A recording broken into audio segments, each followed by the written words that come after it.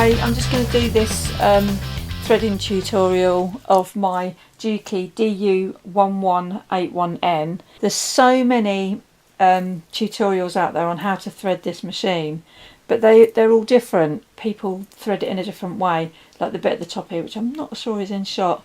Some people just go straight through, some people double back again. When I saw the technician where I bought my Juki from, he said that the tension on this one isn't that important, but still thread it. So I still thread it, but this is pretty loose. I don't worry too much about the tension there. Also, some people only go through this little thing here once, whereas in the diagram that came with my machine, you're supposed to go through it twice. So that's what I do. So I'll begin. So through, I'm trying not to get my hands in the way. So through that top loop there,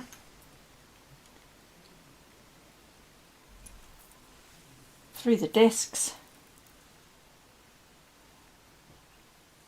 out the bottom one.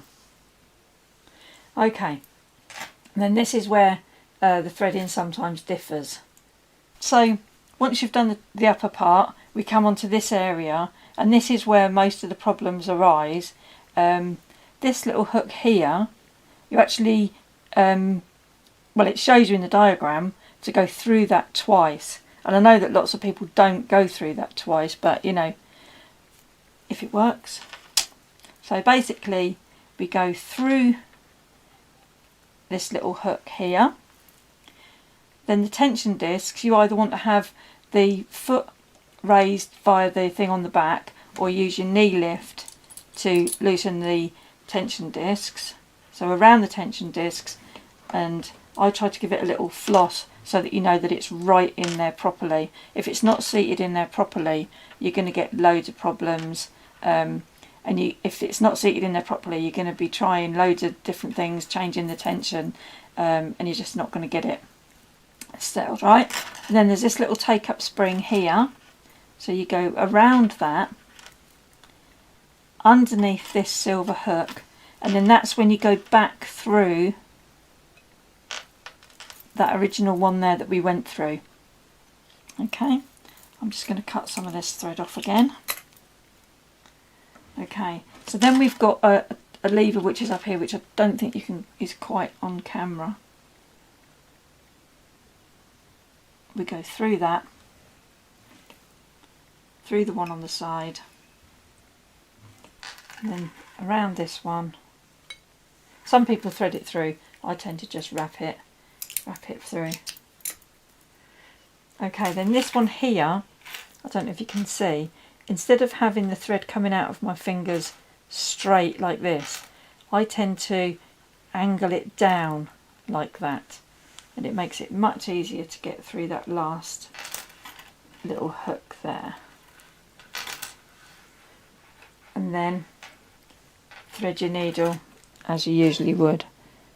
Because of where my camera is, I can't see very well. I don't know that I'm going to actually be able to get it in the needle at this point. I'll do that in a minute when I've stopped filming. So yeah, there's absolutely loads of videos on YouTube on how to thread it, but how I've always threaded it is just how I was shown in the little diagram that came with the machine when I bought it. I mean, the paperwork that comes with it, there's really not a lot, and I think it kind of presumes that you know quite a lot about industrial machines when you purchase it, but there's quite a lot of people that are used to using domestic machines that are owning industrials at home now. So I think there's a greater need for more information on how to use it, really. Hope that's been helpful. That's my way of doing it. Others are different, but you know, if you thread it differently and the machine works fine for you, then don't change it, because you know, if it ain't broke, don't fix it.